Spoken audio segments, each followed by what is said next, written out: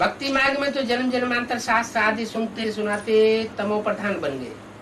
We became tamo pradhan by listening to and narrating the scriptures etc. for many births in the path of bhakti, that is devotion. सुनने वाले सुनते रहे, सुनाने वाले सुनाते रहे. The listeners kept listening and the narrators kept narrating the scriptures. और result क्या आया? And what was the result? तामसी बनते गए. We became impure, tamsi, more and more. और ये अंधश्रद्धालु बनते चले गए. We became even more superstitious. अभी हमको कोई मनुष्य से कुछ भी नहीं सुनना है. Now we don't have to listen to anything from any human being. क्या? क्यों? अब क्यों नहीं सुनना है? What? Why? Why don't we have to listen to them now? पहले क्यों सुना? Why did we listen to them previously? 2500 वर्ष की हिस्ट्री में तो सुनते चले आए. According to 2500 years of history, we listened to them. मनुष्य गुरुओं से ही सुनते चले आए.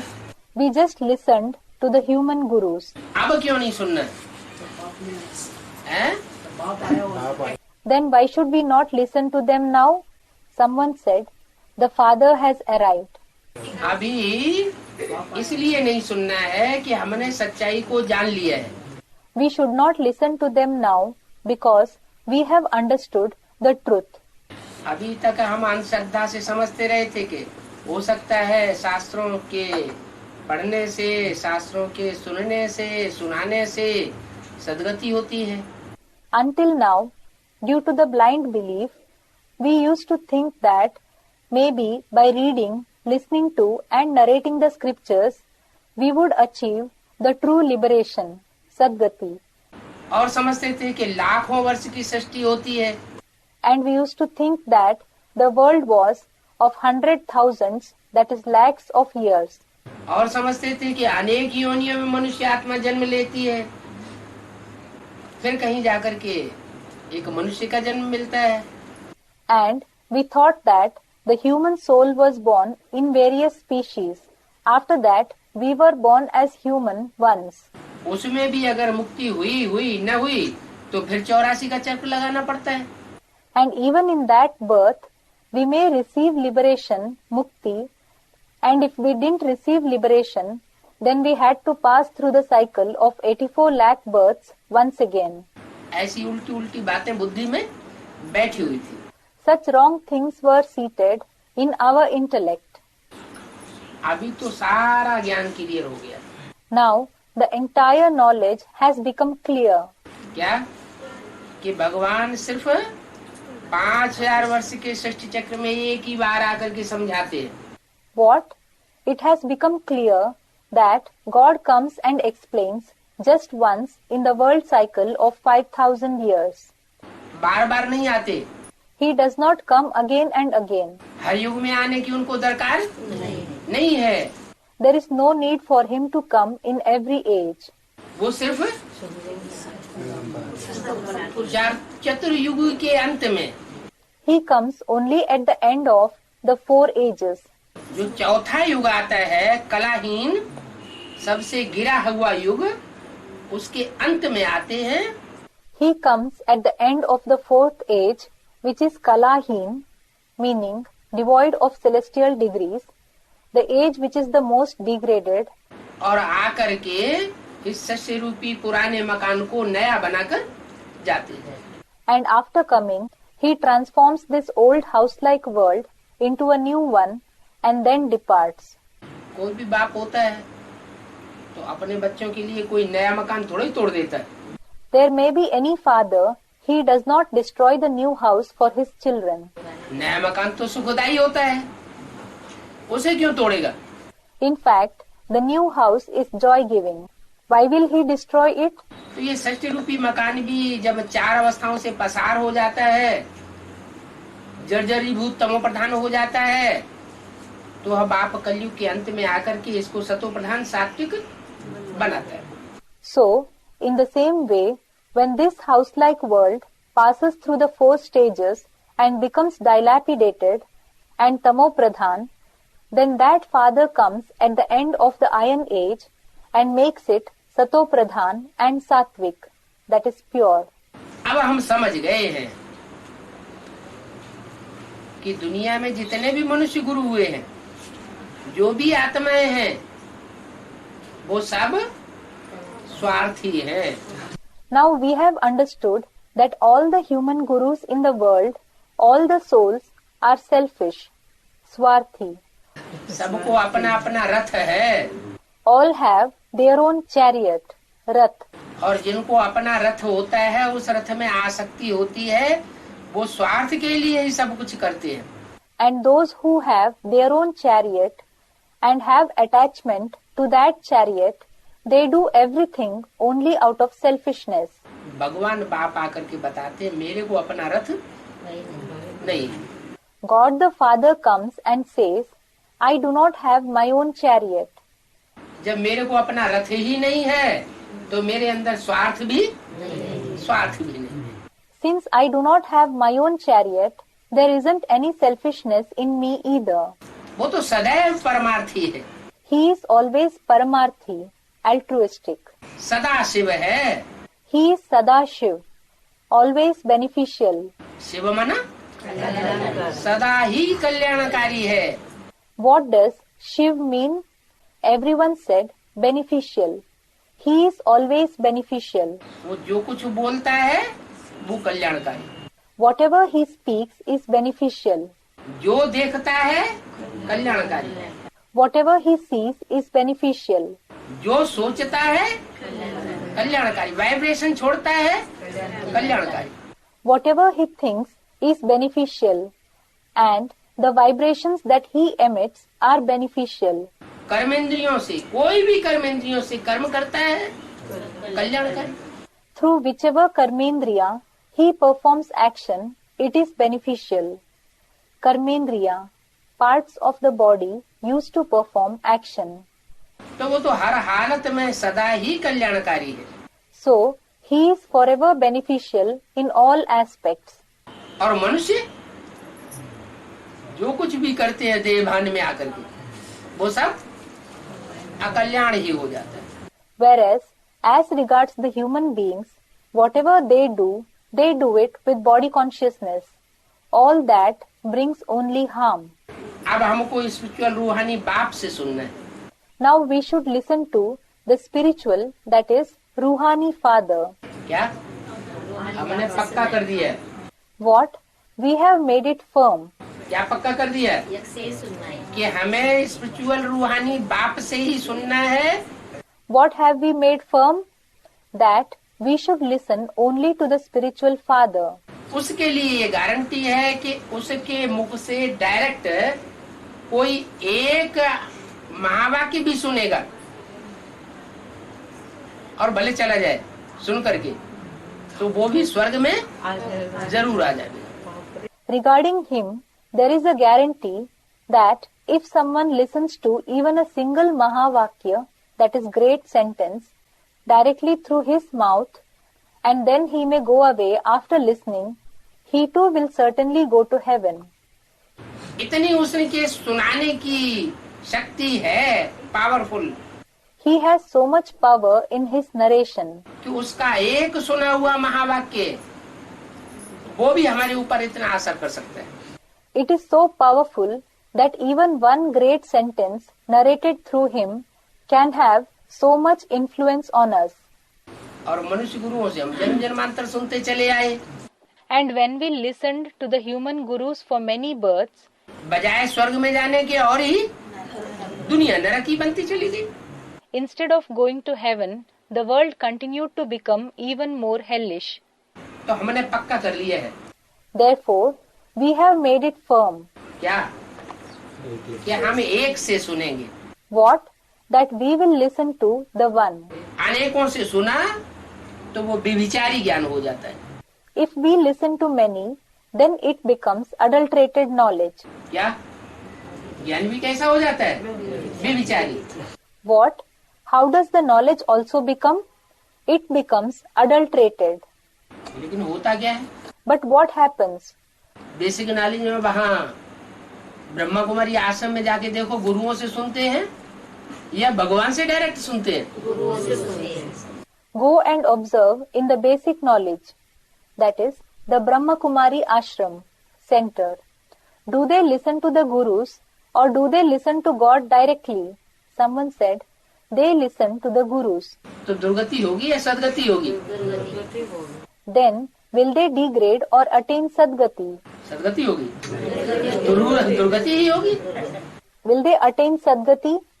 They will certainly degrade. बुद्धि खराब होती जा रही है। The intellect is being spoilt gradually. गीत गाते हैं, हम हैं आत्मा, तुम हो आत्मा, आपस में भाई भाई। They sing the song, we are a soul, you are a soul, we are brothers amongst ourselves. फिर प्रैक्टिकल एक्ट में देखा जाता है कि भाई भाई नहीं दिखाई देते। But brotherhood is not seen in their actions in practice. कहते कुछ और है और करते कुछ और है। They say something and do something else. तो हमने पक्का कर लिया है कि हम एक ही रूहानी बाप से सुनेंगे और कोई भी जिस्मानी गुरु से नहीं सुनेंगे। Thus, we have made it firm that we will listen to only the one spiritual father and we will not listen to any bodily guru. सुनने वाले हैं रूहानी बच्चे। Those who listen are the spiritual children. क्या रूहानी बाप से सुनने वाले कौन होंगे? What? Who will be the ones who listen to the spiritual father? जो रूह की स्टेज में टिके हुए होंगे। Those who will be constant in the spiritual stage. क्या? What? देवान की स्टेज में टिके हुए बच्चे वो बाप को पहचानते ही नहीं। The children who are constant in the body conscious stage don't recognize the father at all. देवान की स्टेज में टिके हुए होंगे तो बाप की वाणी एक कान से सुनेंगे और दूसरे कान से निकाल देंगे। If they are constant in the body conscious stage, they will listen to the father's vani through one ear and let it out through the other ear. बाप कहते मैं तो अपने रूहानी बच्चों से बात करता हूँ। The father says, I speak to my spiritual children. मैं किससे बात करता हूँ? With whom do I speak? मैं आत्माओं का बाप हूँ। तो जो आत्मिक स्थिति में टिके हुए हैं, जिन्होंने आत्मिक स्थिति की प्रैक्टिस पक्की कर रखी है, उनसे बात करता हूँ, दूसरों से बात ही नहीं करता। I am the father of the souls, so I speak to those who are constant in the soul conscious stage, who have made the practice of being constant in the soul conscious stage firm. I don't speak to the others at all. इसलिए मुरली में पहले ही बोल दिया। This is why it has already been said in the Murli. क्या? आत्मा रूपी सुई की सारी कट उतरने पर तुम बच्चे डायरेक्ट बाप से सीखोगे। What? When the rust of the needle-like soul is removed entirely, you children will learn directly from the father. मानो? What does it mean? जब तक कट नहीं उतरी आत्मा की बेसिकली, तब तक भले ब्रह्मा द्वारा सुनते रहे, अम्मा द्वारा सुनते रहे, दीदी दादी दादाओं द्वारा सुनते रहे। It means until the rust of the soul is removed at the basic level, they may listen to Brahma, the mother, or to the didis, dadis or dadas. लेकिन जैसे ही स्टार को याद करते करते बेसिकली कट उतरती है, वो बच्चों का class. But as soon as the rust is removed at a basic level by remembering the star, the class of those children, क्या होता है? ट्रांसफर हो जाता है। what happens to the class? It is transferred. जब class transfer होता है ना, तो टीचर भी बदल जाता है और स्थान भी बदल जाता है। When the class is transferred, the teacher as well as the place of studying change. तो ये तो प्रैक्टिकल पढ़ाई है। Thus, this is the practical study. पढ़ाने वाला भी कौन है? And who is the one who teaches us? ऊंचे ते ऊंचे रूहानी बाप पढ़ाने वाला है। It is the highest on high spiritual father who teaches us. आत्माएं वो सब मनुष्य हैं All the souls are human beings, और जो मनुष्य है वो मनुष्यों को ही सुनाते हैं। and human beings narrate only to the human beings. ये है रूहानी बाप का ज्ञान। This is the knowledge of the spiritual father, वो मनुष्यों का ज्ञान। and that is the knowledge of human beings. बोले वो बोले, अरे तुम कहते हो कि वो मनुष्यों का ज्ञान है, If they say, Arey, you say that is the knowledge of human beings, और तुमको जो सुनाने वाला वो भी तो मनुष्य है, but the one who narrates knowledge to you is also a human being, हैं? वो अगर कहें कि वो भी तो मनुष्य है, if they say he is also a human being, बोलो रूहानी बाप इस द्वारा सुनाते, tell them the spiritual father narrates through this one. ये नहीं सुनाने वाला है।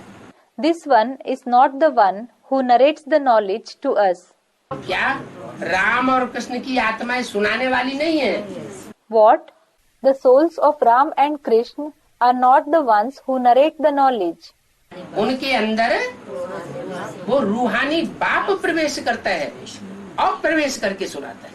That spiritual father enters them and after entering, he narrates the knowledge. उनमें भी जो कृष्ण की सोल अंतिम चोला लेती है, उसमें वो माँ के रूप में सुनाता है। And between them, it is through the body that the soul of Krishna takes in his last birth that he narrates the knowledge in the form of the mother. वर्षा देने वाले बाप के रूप में नहीं सुनाता। He does not narrate in the form of the father who gives the inheritance. माँ के द्वारा वर्षा नहीं मिलता, वर्षा बाप से मिलता है। The inheritance is not received from the mother. It is received from the father. तो भले वो रामकृष्ण में प्रवेश करता है, Thus, even though he enters the body of Ram and Krishna, लेकिन रामकृष्ण की आत्माएं हमें न सुनाती है और न हमको टीचर बन करके एक एक वाक्य का हिज्जा हिज्जा करके समझाती है। the souls of Ram and Krishna neither narrate the knowledge nor explain each and every sentence in detail in the form of the teacher to us. वो सुप्रीम सोल बाप ही बाप भी है, हमारा टीचर भी है और हमारा सदगति करने वाला सदगुरु भी है। That Supreme Soul Father himself is the Father. He is also our teacher and he is the Sadguru who brings our Sadgati too. वो हमारी मन बुद्धि की सदगति वो ही कर सकता है। It is only he who can bring the Sadgati of our mind and intellect. और कोई भी मनुष्य मात्र हमारी मन बुद्धि की सदगति नहीं कर सकता। No human being can bring the Sadgati of our mind and intellect. गति और सदगति। Gati and Sadgati. गति माने बुद्धि चलायमान हो जाए, Gati means the intellect should become active. जो जड़ बुद्धि बनी पड़ी है ना, The intellect has become inert, hasn't it? जिस बुद्धि में आत्मा में कोई सत्संकल्प चलते ही नहीं, The intellect, the soul, in which no true thoughts are created at all. बस स्वार्थ के ही संकल्प चलते हैं सुबह से लेके शाम तक। Just the thoughts of selfishness are created from morning till evening. देह और देह के संकल्प चलते हैं और 63 जन्म से चलते आए हैं। The thoughts of the body and only the body are generated and they have continued to be generated for the 63 births. अब वो बाप आकर के असलियत बताया है। Now that Father has come and is telling us the reality. बच्चे तुम देह नहीं हो, तुम तो आत्मा हो। Children, you are not a body. In fact, you are a soul. तुम्हारा आत्माओं का अपना परिवार है। You souls have your own family. तुम तो रूहानी बाप के बच्चे हो। You are the children of the spiritual father. तुम अपने रूहानी परिवार को भूले हुए हो। You have forgotten your spiritual family. जो रूहानी परिवार 5000 वर्ष पहले तुमको मिला था। The spiritual family which you found 5,000 years ago. अभी फिर रूहानी बाप आया हुआ है, वही रूहानी परिवार तुम्हारा तैयार हो रहा है। Now the spiritual father has come again and the same spiritual family of yours is becoming ready. तो आपस में कितना प्यार होना चाहिए, So there should be so much love among yourselves. कितनी रूहानियत की आपस में कशिश होनी चाहिए। There should be so much spiritual attraction among yourselves. लेकिन बाप कहते हैं 63 जन्म के मेरे बच्चे आदि हैं सुनने और सुनाने के। But the father says, my children have been habituated for 63 births to listen and narrate. मनुष्य गुरुओं से सुनते हैं, मनुष्यों को सुनाते हैं। They listen to the human gurus, then they narrate it to the human beings. तो आदत यहाँ भी बहुत पक्की हो जाती है। So that habit becomes strong here as well. कितने साल हो गए सुनते सुनते?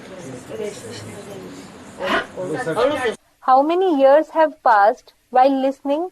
Someone said 63 births. अभी जब से बाप आया है तब से कितने साल हो गए? Now, how many years have passed since the arrival of the father? 68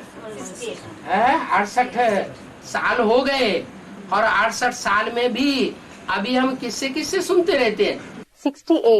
68 years have passed, and even in the 68 years, whom do we listen to even now? और कितने बच्चे हैं जो गुरुओं से ही सुनते रहते हैं? And there are so many children who only listen to the gurus. यहाँ तक कि इतना कह देते हैं कि भगवान भी आ जाए, ब्रह्मा भी आ जाए तो हम नहीं मानेंगे। They even go to the extent to say, even if God arrives, even if Brahma arrives, we will not accept the knowledge. जब हमारी दादी मानेगी तो हम मान जाएंगे। When our Dadi accepts the knowledge, then we will accept it. जब जगदीश भाई मानेंगे तब मान जाएंगे। We will accept when Jagdish Bhai accepts it. तो बाप कहते हैं जो जिस धर्म का होगा वो उसी की बात मानेगा। So the father says, to whichever religion someone belongs, he will accept only the words of the person belonging to that religion. इसका तुम गम मत करो कि अरे बाबा ने तो कहा है एक बाप से सुनना है। Do not feel sad for it, thinking, Arey, Baba has said that we should listen to the one father. अनेकों से सुनेंगे तो व्यभिचारी ज्ञान हो जाएगा। If we listen to many, the knowledge will become adulterated. और ये ऐसे कहते हैं। And they say this. वो तो कहेंगे। क्यों कहेंगे? They will certainly say this. Why will they say this? क्योंकि वो कल्प कल्पांतर यही धंधा करते आए हैं। Because they have been doing the same occupation for many cycles. भले भगवान बाप सुनाने के लिए आ जाता है तो भी वो देहधारियों के चक्कर में फंस जाते हैं। Even though God the Father arrives to narrate the knowledge, they are misled by the bodily beings. वो यहाँ शूटिंग करते हैं, They perform the shooting here. दूसरे धर्म में कन्वर्ट हो जाते हैं, They convert to other religions. तो वहाँ भी दूसरे धर्म में कन्वर्ट हो जाएंगे 2500 साल के ड्रामा में। So they will convert to other religions there in the drama of 2500 years as well. उनकी चिंता मत करो, Don't worry about them. तुम अपने को देखो कि हम कहीं देहधारी धर्म गुरुओं से तो नहीं सुनते हैं। Check yourself whether you listen to the bodily religious gurus to some extent. Cassette भी लगाते हैं तो किस लिए लगाते हैं? Even when we play the cassette, why do we play it? हम जानते हैं कि कैसेट जो को सुनाती है वो एक्यूरेट सुनाती है। It is because we know that whatever is played in the cassette is played accurately. कागज में लिखा हुआ छपा हुआ पढ़ेंगे, उसमें छापने वाला गलती कर सकता है। If we read the Murli written or printed on paper, the one who prints it can make mistakes. उसमें लिखने वाला गलती कर सकता है। The one who writes it can make mistakes in it. सुनाने वाला भी कुछ न कुछ अपनी मिक्स कर सकता है। The one who narrates it also can mix his own opinion to some extent. इसलिए वो है third class mall. This is why it is the third class material. हम वो थर्ड क्लास माल लेने वाले थर्ड क्लास बच्चे नहीं है। We are not the third class children who take that third class material. अरे हम तो अब गुड सेकंड क्लास लेने वाले। Arey, now we are the ones who take the good second class material. क्या क्या गुड सेकंड माना tape recorder भी नहीं। What? The good second class material means not even the one heard through the tape recorder. क्या? नहीं नहीं, वो चलो डायरेक्ट हमेशा नहीं मिलता है, What? Someone said, face to face. No, no. All right. We don't always receive the direct warning. Someone said, no. Now we have received it, haven't we? चलो हमेशा के लिए तो नहीं मिलता, डायरेक्ट साकार में तो नहीं मिलता. All right. You don't always receive it directly. You don't always receive it through the corporeal form. नहीं मिलता है तो भी कम से कम उसकी हलन चलन, उसके वाइब्रेशन हम टीवी से तो खींच लेते हैं. Although we do not receive it directly, at least we catch the image of his activities and the vibrations through the television. TV में तो उसकी हलन चलन भी है, उसकी दृष्टि भी है. We can see his activities as well as the drishti, vision on television. सिर्फ वाइब्रेशन नहीं होता है. Only there are no vibrations. तो वाइब्रेशन को हम तो ज्ञानी बच्चे हैं, हम खींच सकते हैं. So, as for the vibrations, we are the knowledgeable children. We can grasp it. कि बाबा हमसे क्या चाहते हैं और क्या कह रहे हैं. We can understand what Baba expects from us and what is he telling us. तो गुड सेकंड क्लास माल तो हम कम से कम लें. So, at least we should take the good second class material. जैसा माल लेंगे वैसे हमारे अंदर संस्कार भरेंगे.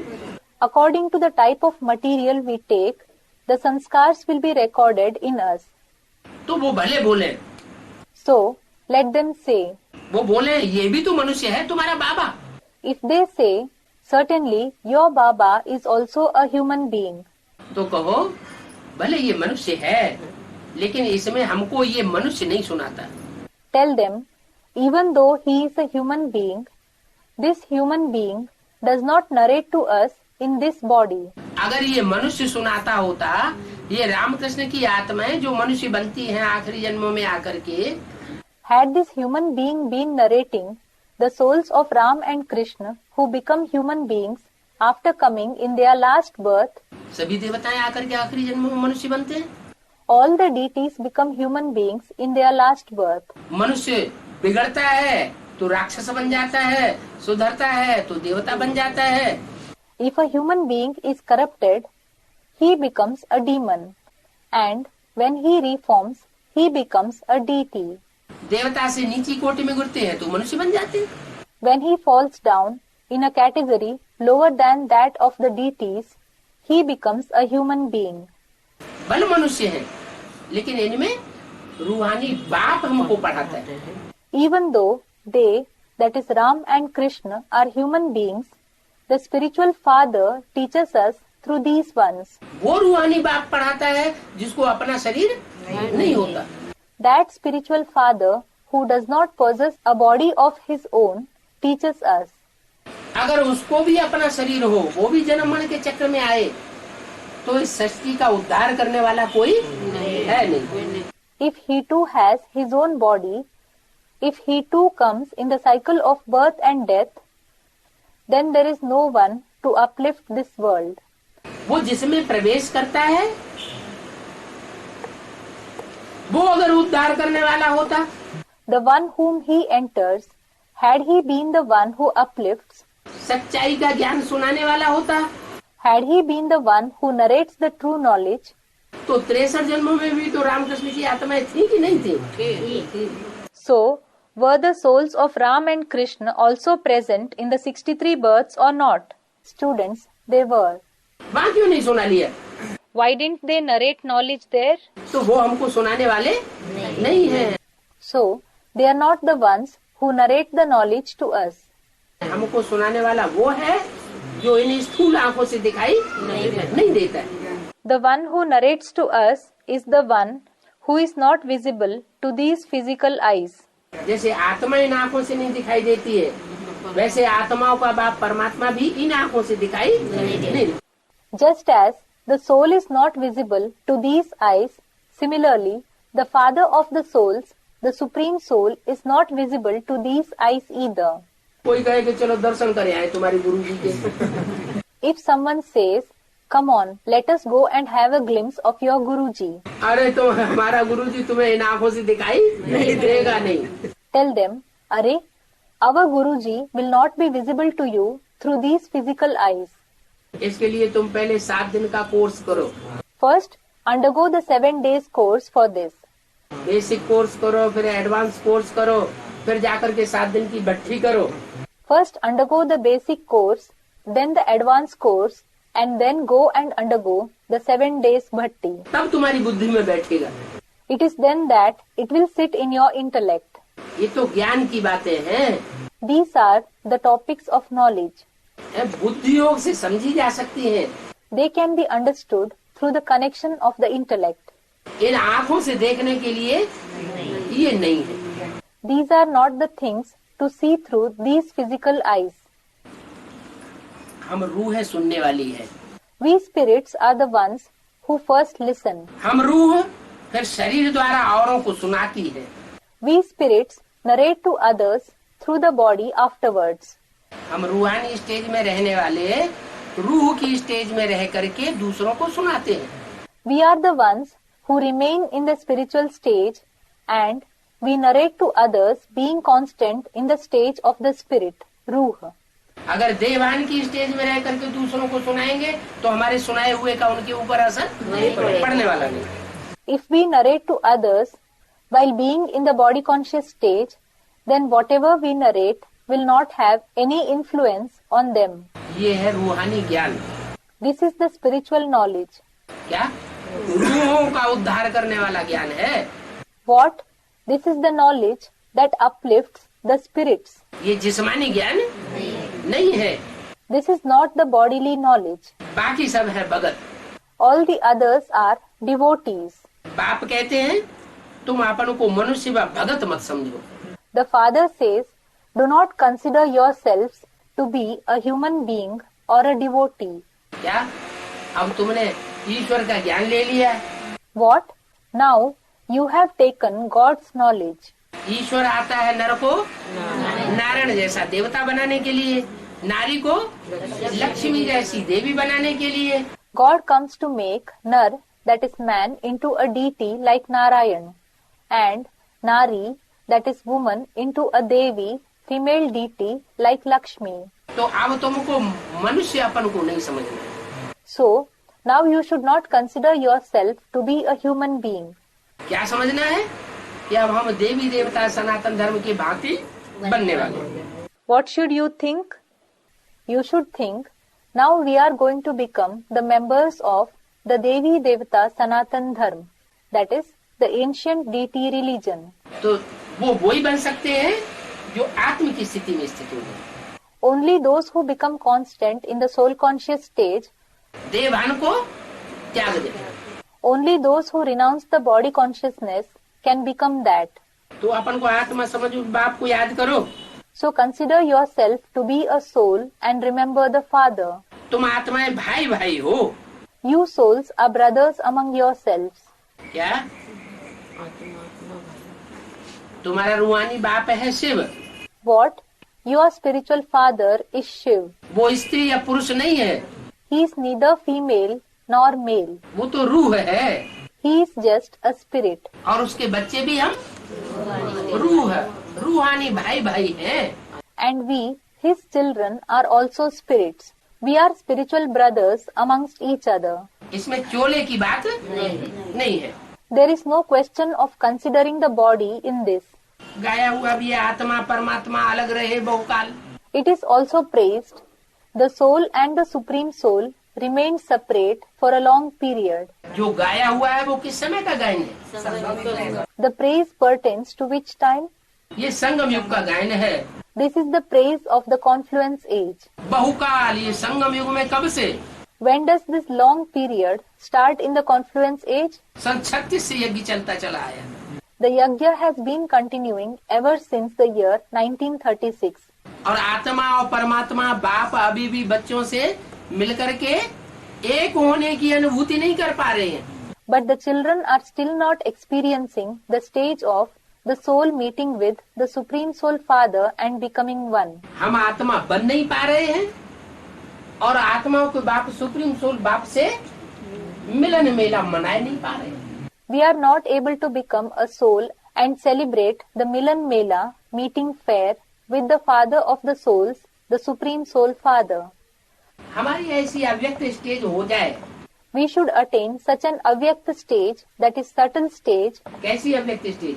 What kind of an avyakt stage? अव्यक्त माने जो इन आँखों से दिखाई न दे, उसको हम देखने वाले बन जाए। Avyakt means we should become the ones who see what is not visible through these eyes.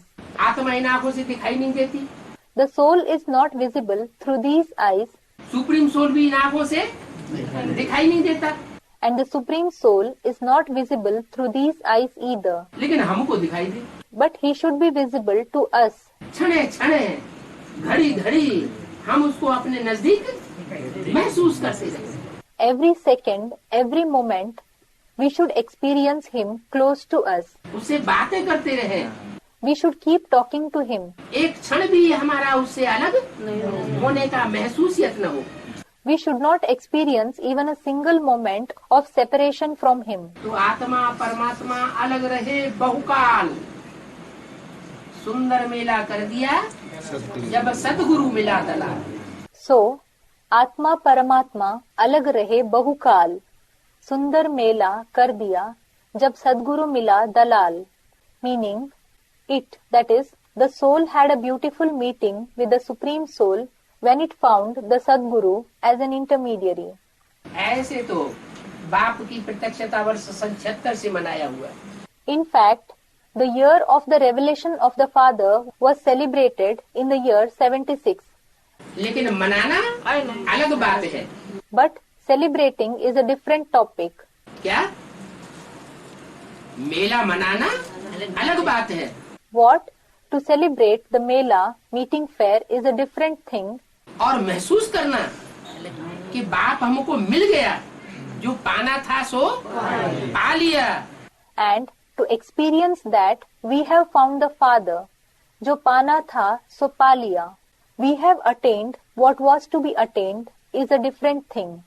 अब कोई नौकरी धंधा करने की हमको दरकार Now we do not need to do any job or business. तो वो स्टेज अभी आई नहीं है। So we have not attained that stage till now. हम निश्चिंत हो जाएं। अरे हमारा विश्व का बाप, विश्व का मालिक हमको मिल चुका है। We should become carefree thinking, अरे we have found the Father of the world, the Master of the world. अरबपति का बच्चा हो और वो पैसे पैसे के लिए मोहताज हो, तो कोई कहेगा इसका अरबपति बाप से कनेक्शन है? नहीं है। If there is a child of a multimillionaire and he is dependent for every penny, will anyone say that he has a connection with the multimillionaire father? He hasn't. ऐसे ही हमको विश्व का मालिक मिला हुआ है। In the same way, we have found the Master of the world. Heavenly God father मिला हुआ है, हेवन का रचयिता है। We have found the heavenly God the Father. He is the creator of heaven. Heaven का रचयिता, और हम घड़ी घड़ी दुखी हो। He is the creator of heaven and we experience sorrow again and again. दुख के सागर में हम घड़ी घड़ी गोते लगाते रहे। We dive in the ocean of sorrow again and again. हमारे वाइब्रेशन दूसरों को ऐसे लगे कि जैसे ये बहुत दुखी है भगवान का बच्चा। Others feel through our vibrations. He is very sorrowful, but he is the child of God. अरे भगवान का बच्चा ही जब दुखी होगा तो दुनिया में औरों का क्या हाल होगा? Arey, if the child of God himself is sorrowful, then what will be the condition of the others in the world? तो पाना था सो पा लिया, ये मुंह का गल्ला करने की बात नहीं है। So, पाना था सो पा लिया is not something to be just said through the mouth. ये अंदर से महसूस करने की बात है कि हमने जो पाना था सो पा लिया। It is something to experience from within that we have attained what we had to attain. अब हमें 2500 वर्ष तक कुछ भी पाने की दरकार नहीं है। Now there is no need for us to attain anything for 2500 years. अब हमें पूरा का पूरा वर्षा बाप से मिला। Now we have received the complete inheritance from the Father. रूहानी बाप है। He is the spiritual Father. आत्मा को मुझ बाप को याद करना है। The soul has to remember me, the Father. तो जो गाया हुआ है आत्मा परमात्मा अलग रहे बहुकाल, वो इस समय का गायन है।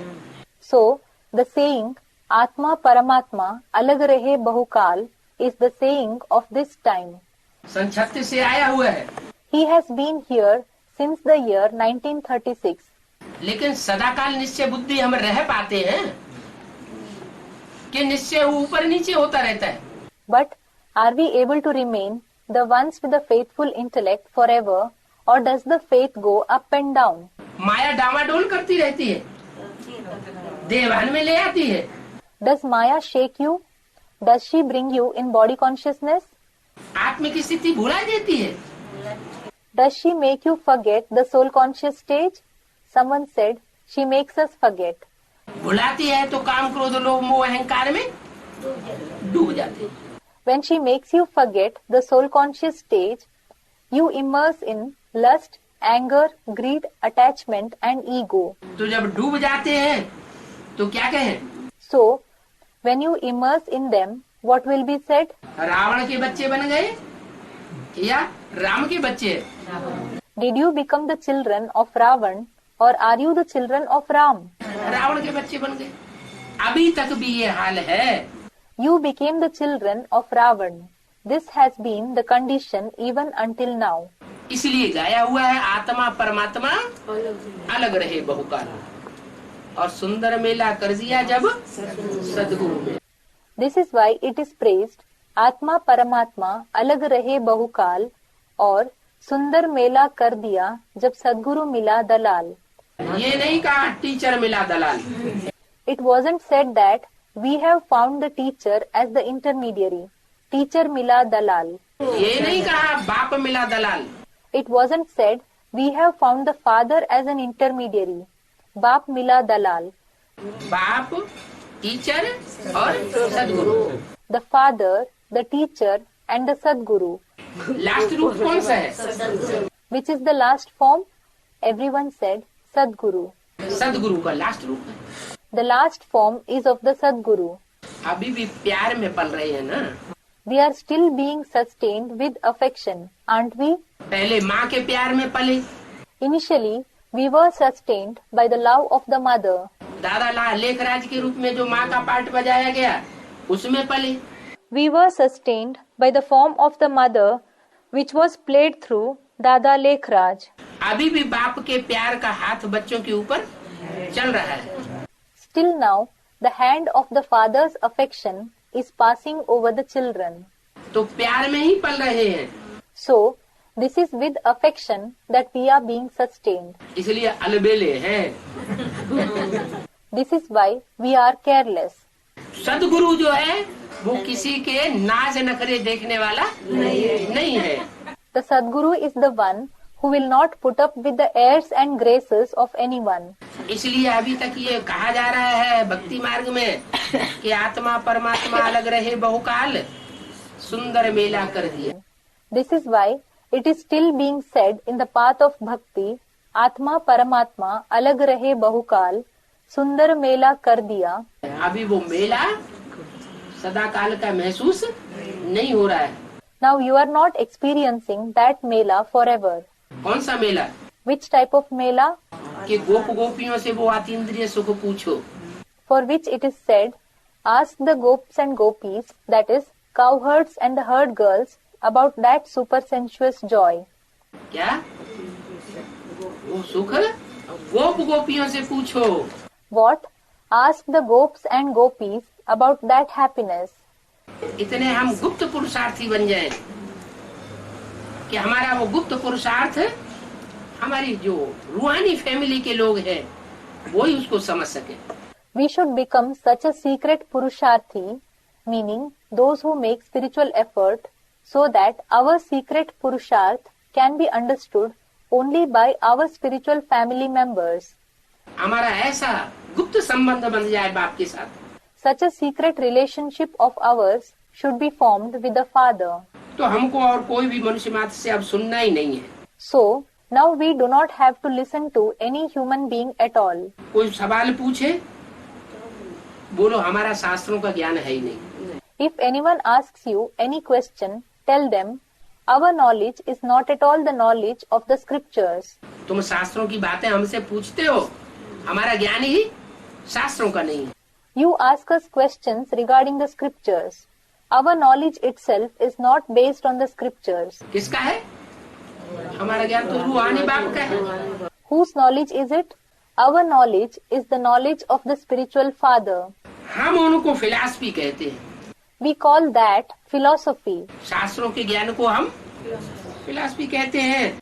We call the knowledge of the scriptures philosophy, अर्थात भक्ति मार्ग का ज्ञान है। meaning it is the knowledge of the path of bhakti. सदगति मार्ग का ज्ञान तो एक ही बाप देते हैं। Only the one father gives the knowledge of the path of Sadgati. एक बाप है सदगति दाता और बाकी सब है दुर्गति दाता। The one father is the giver of true liberation, Sadgati Data, and all the rest are the ones who bring degradation, Durgati Data. तो गुरुओं को तो बहुत गुस्सा आ जाएगा। Then the gurus will certainly be very angry कि हम तो इतनी मेहनत कर रहे हैं, इतने पैसे खर्च कर रहे हैं, thinking, we are working so hard, we are investing so much money, बड़े बड़े पोस्टर छपाए रहे हैं, we are printing big posters, ऊपर उसमें शिव का चित्र लगा हुआ है, नीचे बड़ी बड़ी दीदी दादियों दादाओं के फोटो लगे हुए हैं। it has the picture of Shiv above and below are the photos of the big Didi, Dadi and Dadas. हम तो साबित कर रहे हैं, ये त्रिमूर्ति साबित हो रही है, त्रिमूर्ति शिव आया हुआ है? और ये हमको मनुष्य गुरु कह रहा है। We are proving, they are being proved to be the Trimurti. Trimurti Shiv has come and this one is calling us a human guru. मनुष्य गुरु बोला इसलिए तो हमको पकड़ लिया था वहाँ पे। हम पर्चे बांटने गए थे, तो चलो ये दीदी को लेके चलो अंदर। बाबा हम पर्चे बांटने गए थे तो हमको अंदर चलो बोले, अंदर चलो बोले, भोजन तैयार है बोले, अंदर चलो। Someone said, we called them human gurus. This is why they caught us there when we went to distribute pamphlets. तो मनुष्य गुरु नाराज होंगे। So the human gurus will become angry. तो जो नाराज होता है उसके सामने ज्यादा चकचक नहीं करते। So we should not talk much before those who become angry. जो प्यार से सुनता है उसको सुनाना चाहिए। We should narrate to those who listen to us lovingly. प्यासा है उसको पानी देना चाहिए। If someone is thirsty, we should provide him with water. भूखा है उसको भोजन देना चाहिए। And if he is hungry, we should provide him with food. भूखा है ही नहीं, क्या वो भूखा है ही नहीं। If he is not at all hungry, what? He is not at all hungry for knowledge. और हम उसको योग बल अमृत वेले उठ करके सर्च लाइट दे रहे हैं कि ये सुखी हो जाए। And we wake up at Amrit Vela, early morning hours, and give him a searchlight with the thought he should become happy. वो तो अपने को समझेगा कि हम तो पहले से ही स्वर्ग में हैं। But he feels that he is already in heaven.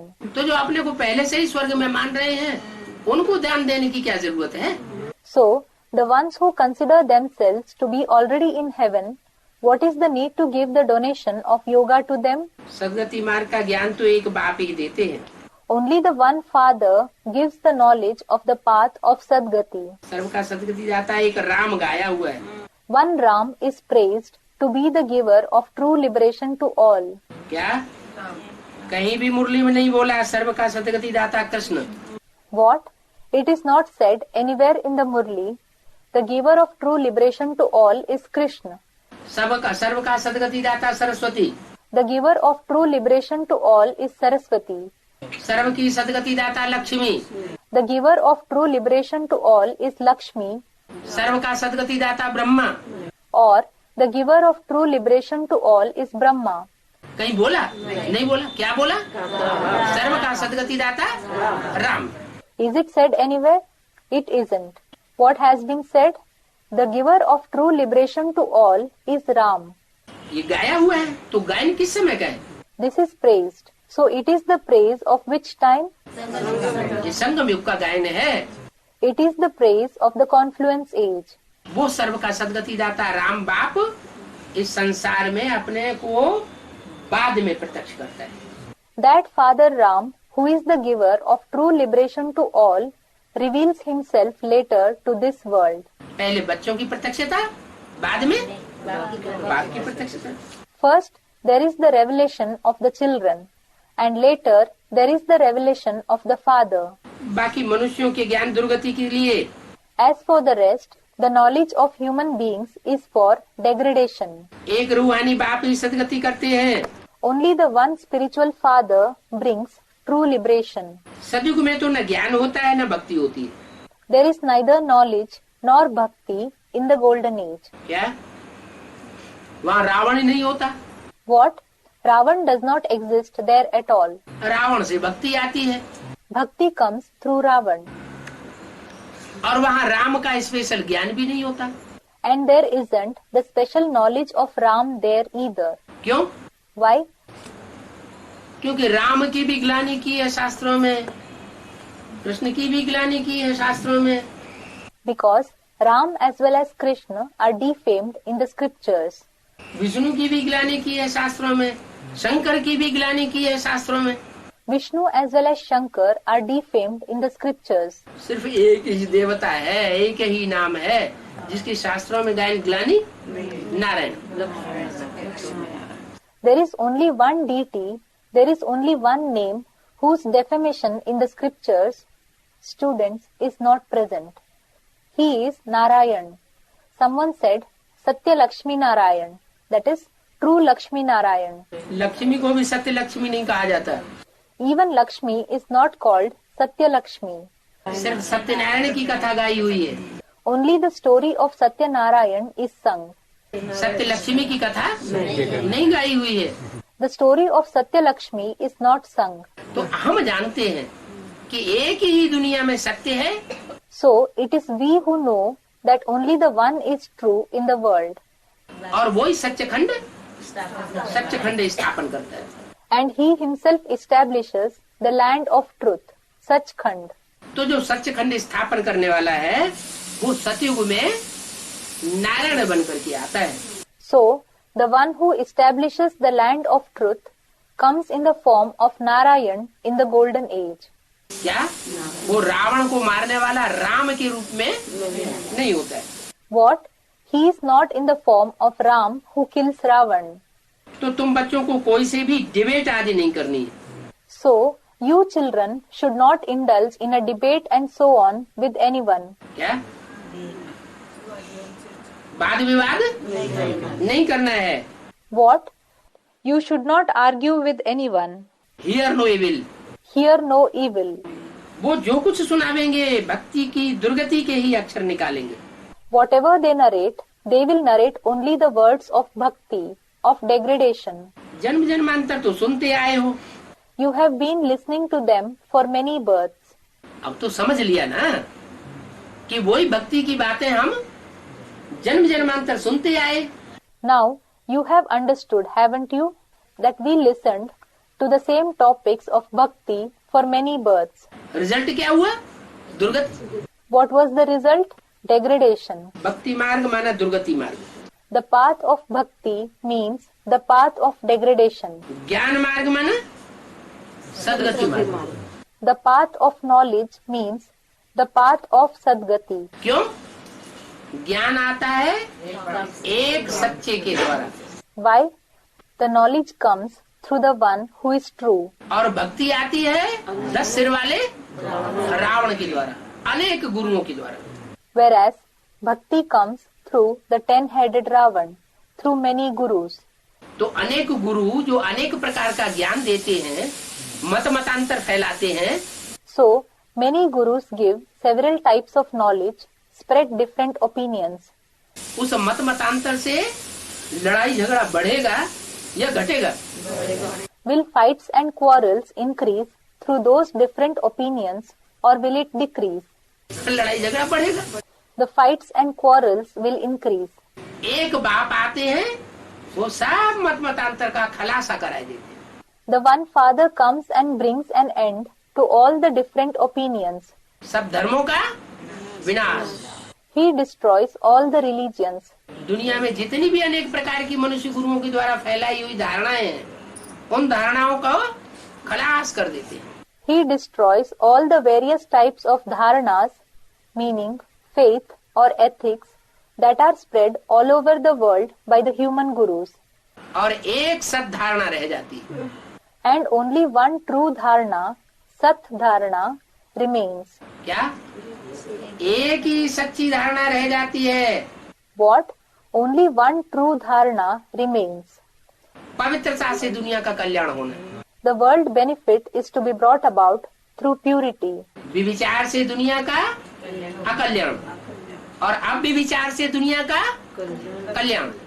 Adultery, vyabhichar, brings harm to the world, and purity, avyabhichar, brings benefit to the world. तो एक की मत माननी ही पड़े। So, we certainly have to accept the direction of the one. एक को याद करना ही पड़े We certainly have to remember the one, और एक का संग करना ही पड़े। and we certainly have to be in the company of the one. कहते भी है एक है साधे सब सदे और सब साधे सब जाए। It is also said, eke sadhe sab sade or sab sadhe sab jai, meaning, by pursuing the one, we get everything. By pursuing everything, we lose everything. एक से प्रीति बुद्धि बनेंगे तो सारी प्राप्तियां हो जाएंगी। If we become the one with a loving intellect towards the one, we will gain all the attainments.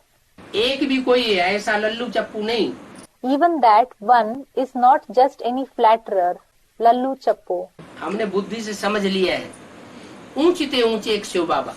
We have understood through the intellect that the highest on high is the one Shiv Baba. क्या? दुनिया में धर्म पिताएं तो हैं, What? There are certainly the religious fathers in the world. अनेक धर्म स्थापन किए हैं। They have established the different religions. बड़े बड़े धर्म को स्थापन करने वाले भी हैं। There are also the ones who have established big religions. Christians की आबादी 150 करोड़ से भी ऊपर जा रही है। 150 crore. The population of the Christians now is even reaching beyond the 150 crores, 1.5 billion. They are above 150 crore. दुनिया की आबादी 500 करोड़, उसमें से 150 crore Christian. The population of the world is 5 billion, and among them 1.5 billion people are Christians. और लगभग इतने ही होंगे मुसलमान। And the population of the Muslims will be approximately similar to them. तो 300 करोड़ तो क्रिश्चियन और मुसलमानों की आबादी हो गई। So, the population of the Christians and the Muslims themselves turned up to be 3 billions. हो सकता है इससे भी जास्ती निकल गई हो। It is possible that it has gone over this number. बाकी में सब धर्म। The rest belong to all the other religions. बाकी में कितने रह गए? 8 धर्म और रह गए। How many religions remained in the rest? 8 more religions are left. तो बाप कहते हैं भले वो इतने बड़े बड़े हुजूम धर्म की स्थापना कर लेते हैं, लेकिन वो सब झूठे हैं। So, the father says, although they establish a religion with such a big population, all those religions are false. क्यों? क्यों? जिन जिन धर्म खंडों में उन्होंने अपना धर्म स्थापन किया, वो धर्म 2500 साल पहले नहीं थे। Why? It is because in whichever religious land they established their religion, those religions did not exist 2500 years ago. जैसे यूरोप धर्म खंड है, वहाँ क्रिश्चियंस की जास्ती है, बहुतायत है। For example, the religious land of Europe. There is a greater population of the Christians there. They are in large numbers there. लेकिन 500 साल पहले क्या वो अमेरिका थी? But did America exist 500 years ago? Students, no. मनुष्य के मस्तिष्क पटल पर भी नहीं थी। It was not even in the memory of human being. Australia में क्रिश्चियंस ज्यादा हैं। There are mostly Christians in Australia. क्या ऑस्ट्रेलिया 300 साल पहले मनुष्य को उसकी जानकारी थी? Did human being have the knowledge of the existence of Australia 300 years ago, मनुष्य नाम मात्र को वहाँ था ही नहीं। there was not even the name, idea of human being there. तो ये सब विनाशी धर्मखंड हैं। So, all these are the perishable religious lands. विनाशी धर्म है और उनके धर्मखंड भी विनाशी है। The religions are perishable and their religious lands are also perishable. और उन धर्मखंडों में पनपने वाली जो मनुष्य आत्माएं हैं वो सब विनाशी है। And all the human souls that live in those religious lands are also perishable. आत्मा भी विनाशी होती है। Is the soul also perishable? आत्मा विनाशी होने का मतलब वो पूरे 84 जन्म लेने वाली आत्माएं नहीं है। The soul is perishable means they are not the souls who have the complete 84 births. इस सृष्टि रूपी रंगमंच पर ऑलराउंड पार्ट बजाने वाली वो आत्माएं नहीं है। और हम They are not the souls who play an all-round part on this stage-like world. And what about us? हम ऑलराउंड पार्टधारी हैं। We are the all-round actors. किस लिए हैं all-round पार्टधारी? Why are we the all-round actors? क्योंकि हम ऊंचे से ऊंचे बाप की संतान बनते हैं। It is because we become the children of the highest on high Father. ऊंचे से ऊंचे धर्म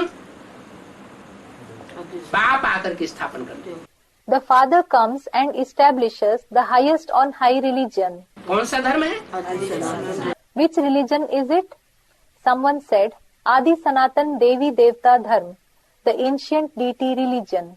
आदि सनातन देवी देवता धर्म तो है, It is certainly the ancient deity religion. लेकिन कौन से वंश की स्थापना करते हैं? सूर्य वंश की स्थापना। But which dynasty does he establish? Students, the Sun dynasty. He establishes the Sun dynasty, Surya Vansh. वो डायरेक्ट जब आते हैं तो पहले पहले सूर्य का आधार लेते हैं। When he comes directly, he takes the support of the sun at first. उस गीता में भी लिखा हुआ है, मैंने जो ज्ञान सुनाया सबसे पहले किसको सुनाया? सूर्य को सुनाया। It is also written in that Gita, the knowledge that I narrated, to whom did I narrate it first of all? I narrated it to the sun. तो हम सूर्यवंशी हैं असल। So, we are the real Suryavanshi, belonging to the Sun dynasty. क्या? सूर्यवंशी जो सिर्फ हैं भारत के कल्याणकारी नहीं होते हैं। What? The Suryavanshi are not the benefactors of only Bharat, that is India. सूर्य सबको एक जैसी रोशनी देता है। Does the sun give light to everyone in the same manner? सारी दुनिया को देता है या सिर्फ भारत को देता है?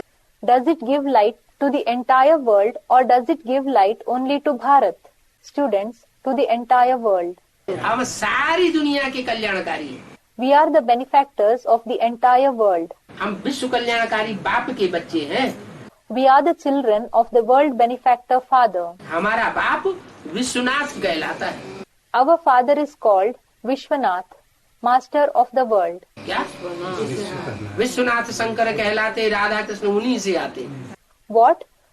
Vishwanath Shankar कहलाते, राधा कृष्ण उन्हीं से आते.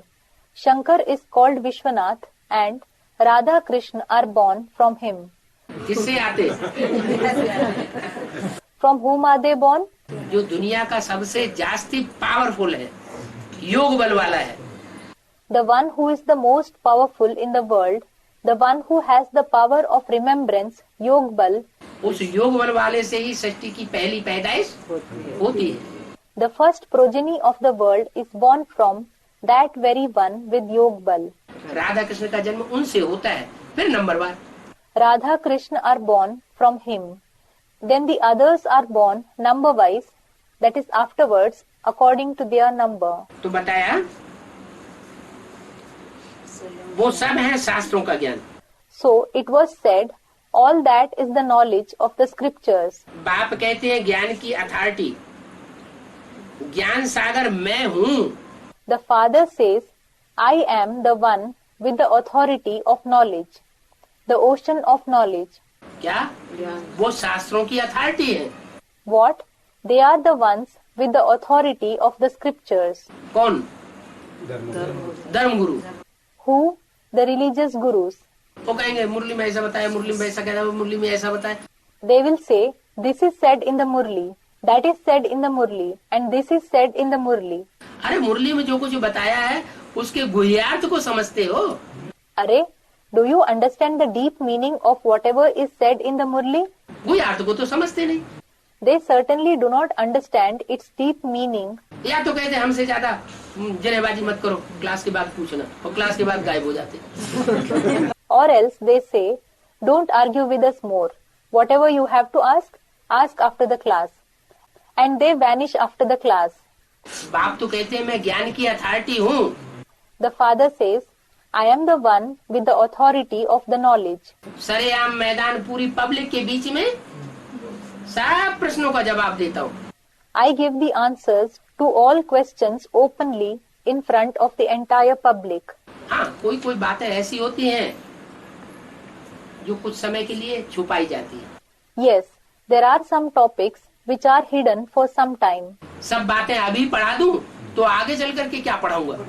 If I teach you all the topics now, what will I teach in the future? क्यों? क्योंकि जब तक जीना है तब तक पीना है। Why? It is because until you live, you have to drink the knowledge.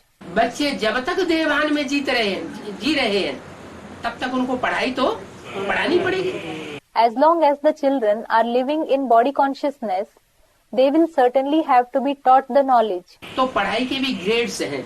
So, there are also grades in the studies. ऐसे नहीं प्राइमरी स्कूल में बच्चे पढ़ रहे हैं और उनको BA MA की पढ़ाई उसी समय पढ़ाई दी जाए। It is not that the children are studying in the primary school and they are taught the lessons of BA, Bachelor of Arts, MA, Master of Arts at that time itself. या BA में पढ़ रहे हैं, MA में पढ़ रहे हैं और उनको रिसर्च स्कॉलरशिप का ज्ञान पहले से ही मिल जाएगा पूरा नहीं। Or that they are studying BA or MA and they will obtain the full knowledge of the research scholarship in advance. No. हर चीज की प्रैक्टिस करनी पड़ती है। Everything requires practice. तो हर बात का भले जवाब दिया नहीं जाता है, लेकिन ऐसा नहीं है कि जवाब नहीं है। So, even if all the questions are not answered, it isn't that there is no answer for it. बाप का जो ज्ञान है वो शास्त्रों का रटा रटाया ज्ञान नहीं है। The Father's knowledge is not the knowledge parroted from the scriptures. क्या? ये तो ज्ञान सागर है। What? He is the ocean of knowledge. ज्ञान सागर तो ज्ञान की लहरों की उछालें मारते रहते हैं। The ocean of knowledge keeps rolling the waves of knowledge. कभी कोई रतन नए नए बाहर आ जाते हैं। Sometimes some new jewels of knowledge emerge. जो होशियार बच्चे हैं उन रत्नों को धारण कर लेते हैं। The intelligent children assimilate those jewels. तो मैं ज्ञान की अथॉरिटी हूँ। So, I am the one with the authority of knowledge. ज्ञान का सागर मैं हूँ। It is I who is the ocean of knowledge. बाकी जो आत्माएं हैं ज्ञान की नदियां हो सकती हैं, ज्ञान के बड़े बड़े सरोवर हो सकते हैं। Other souls can be the rivers of knowledge. They can be the big lakes of knowledge. क्या? जैसे ज्ञानमान सरोवर। What? Just as the Gyanman Sarovar, name of a lake said to be in the mountains of Himalaya. कहते हैं ना कि पहाड़ों पर बहुत ऊंचाई पर एक मान सरोवर है। It is said that there is Manas Sarovar at a very high level in the mountains, isn't it? उसमें हंस निवास करते हैं। Swans live in it.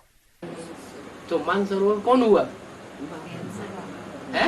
So, who is that Man Sarovar? वो मान सरोवर कौन हुआ? Prajapita. Who is that Man Sarovar? Prajapita. वो प्रजापिता मान सरोवर जो पार्ट बजाने वाला है, हीरो पार्टधारी, उसके नजदीक आसपास कौन बैठेंगे? That Prajapita, the one who is the hero actor, who plays the role of Man Sarovar, who will sit close to him, surrounding him? हंस वृत्ति की आत्मा बैठी। The souls with the nature of swan will sit surrounding him. कोई गाली दे रहा है, वो एक कान से सुनेंगे, दूसरे कान से निकाल देंगे। If someone is insulting them, they will hear it through one ear and will remove it out through the other. अरे उनको रत्न ही धारण करने हैं। Arey, They want to assimilate only jewels. उनको हीरे मोती धारण करने हैं। They want to assimilate diamonds and pearls. ये पत्थर कंकड़ क्यों धारण करेंगे? Why will they assimilate these stones and pebbles? एक कान से सुनना और दूसरे कान से निकालना, hear no evil. They will have nature of listening through one ear and removing it through the other ear. Hear no evil. ये ज्ञान उनके अंदर पक्का पक्का बैठा हुआ होगा। This knowledge will be firmly seated in them. तो ज्ञान का सागर मैं हूँ। I am the ocean of knowledge. मैं तुमको ये शास्त्र आदि नहीं सुनाता हूँ। I do not narrate these scriptures etc. to you. शास्त्रों की बातें मैं तुम्हें नहीं सुनाता हूँ। I do not narrate the topics of the scriptures to you. हाँ, कभी कभी रेफर कर देते हैं, देखो शास्त्रों में भी ऐसे लिखा हुआ है। But yes, sometimes he gives a reference from them. Look, this is also written in the scriptures. कोई की ज्यादा विश्वास शास्त्रों पे बैठा हुआ है तो उनको बता देते हैं कि शास्त्रों में भी तो ये बातें हैं। If someone has a strong, literally a lot of belief in the scriptures, then he tells them that these things are mentioned in the scriptures as well. शास्त्रों में जो कुछ लिखा हुआ है वो कहाँ की यादगार लिखी हुई है? किसी संगम युग की यादगार लिखी हुई है। Whatever is written in the scriptures, it is a memorial of when it is the memorial of this confluence age itself that is written in it. तो बाप तो आकर के शास्त्रों का सार सुनाते हैं। So the father comes and narrates the essence of the scriptures. शास्त्रों में तो ढेर सारा भूसा भरा पड़ा है, The scriptures are filled with a lot of husk, bhusa. लेकिन बाप जो बातें रेफर करते हैं वो सार की बातें रेफर करते हैं। However, whatever the father refers to, he refers to the topics of the essence. तो जो सार की बातें रेफर करते हैं उन पर हमारा मनन चिंतन मंथन चलना चाहिए। So, we should keep thinking and churning on the topics of the essence to which he refers. हमारा ये रूहानी ज्ञान है, This knowledge of ours is the spiritual knowledge. शास्त्रों का ज्ञान नहीं है। It is not the knowledge of the scriptures. बाकी सबका है वो जिस्मानी शास्त्रीय ज्ञान। The knowledge given by all the others is the bodily knowledge of the scriptures. वो फिलॉसफी सत्संग आदि तो सब भक्ति मार्ग के लिए। That philosophy, those religious gatherings, satsang, etc. are all for the path of bhakti. ये रूहानी बाप रूहों को समझाते हैं। This spiritual father explains to the spirits. इसलिए देही अभिमानी बनने में बच्चों को मेहनत लगती है। This is why the children find it difficult to become soul conscious. इसलिए मेहनत लगती है Why do they feel it to be difficult? कि बच्चे देवान में रह करके सुनते हैं तो धारण नहीं कर पाते। It is because the children listen to the knowledge in body consciousness. This is why they are unable to assimilate it. देवान माना मिट्टी का पात्र, Body consciousness means the vessel made of mud. शेरनी का दूध सोने के बर्तन में ठहरेगा। The milk of lioness will remain in the golden vessel. तो ये जो सारा ज्ञान है उसका क्लैरिफिकेशन तो अभी मिल रहा है टीचर के रूप में। It is now that we are receiving the clarification of the whole knowledge through the form of the teacher. लेकिन ओरिजिनल रूप में वो क्या था, कहाँ से आया? But what was it in the original form? From where did it come? शेरनी के मुख से आया ना। It came out from the mouth of the lioness, didn't it? किसके मुख से आया है? From whose mouth did it emerge? Student, from the mouth of the lioness. शेरनी, ब्रह्मा बाबा का रूप क्या हुआ? शेरनी का रूप हुआ। The lioness. What is the form of Brahma Baba? He is the form of lioness. झंडे में 3 शेर दिखाई जाते हैं। In the flag, that is, the support of the post holding the flag, 3 lions are shown, aren't they? नोटों में 3 शेर दिखाई जाते हैं। 3 lions are shown in the Indian currency notes. Stamp में, कोर्ट स्टाम्प में 3 शेर दिखाई जाते हैं। 3 lions are shown in stamps, in the court stamp papers. वो 3 शेर कोर्ट ऑफ आर्म्स वो कहाँ की यादगार है? संगम की यादगार। Those 3 lions, that is, coat of arms, are a memorial of when? It is a memorial of the confluence age. वो 3 शेर टाइम टू टाइम प्रत्यक्ष होते हैं। Those 3 lions are revealed from time to time, that is, one after the other. तो जरूर उनमें कोई शेरनी भी होगी। then there will definitely be a lioness among them as well. तो ब्रह्मा के मुख से जो कुछ सुनाया वो हुआ शेरनी का दूध। So, whatever was narrated through the mouth of Brahma is the milk of lioness. वो शेरनी का दूध उन्हीं के अंदर धारण होगा जो आत्माभिमानी। Only those who are soul conscious will be able to assimilate that milk of the lioness. क्या रूहानी स्टेज में होंगे। What? The ones who will be in the spiritual stage will be able to assimilate it. अगर रूहानी stage में नहीं है तो देवान में। If they are not in the spiritual stage, they are in the body conscious stage. और देह रूपी मिट्टी के भान में है तो मिट्टी का पात्र हो गया। And if they are in the consciousness of the mud-like body, then it is as if they became the vessel of mud. मिट्टी के कान हो गए, उसमें वो ज्ञान ठहरेगा। The ears became of mud. That knowledge won't remain in it. तो बड़ी मेहनत है बच्चों के लिए, So, it is a lot of hard work for the children. क्योंकि 63 जन्मों से आदत पड़ी हुई है देह भान में रहने की। It is because they are habituated to being body conscious for 63 births. अभी बाप आकर के हमको प्रैक्टिस कराए रहे हैं, Now the Father has come and is making us practice. तो प्रैक्टिस जो जितनी जास्ती करता है आत्म की स्थिति में रहने की, वो उतना ही उपलब्धि का अधिकारी बन जाता है। So, the more someone practices to stay in the soul conscious stage, he becomes entitled to attainments to that extent. तो हम बाप से वर्षा ले रहे हैं। So, we are obtaining the inheritance from the Father. बाप के बच्चे जरूर बाप की गद्दी के वारिसदार बनेंगे। The children of the Father will surely become the heirs of the Father's throne. क्या कहा हैं? बाप की गद्दी के वारिसदार बनेंगे। What was said? The children will become the heirs of Baba's throne. अरे तो कुमार का दादी तो वारिसदार बन गई Array, then Dadi Kumarka had become the heir. हैं? बन गई कि नहीं बन गई हैं? Has she become or not? Someone said in the confluence age. हाँ, यहाँ गद्दी नहीं लेनी है, Yes, we don't have to take the throne here. यहाँ गद्दी नशीन नहीं बनना है, We do not have to become the ones who sit on the throne here. यहाँ तो हम सेवाधारी हैं। Here, we are the servants, Sevadhari. बाप क्या कहते हैं मुरली में? बच्चे, I am your most obedient servant. What does the Father say in the Murli? Children, I am your most obedient servant. तो बाप तो सेवाधारी बन करके आए हैं। Thus, the Father has come as a servant.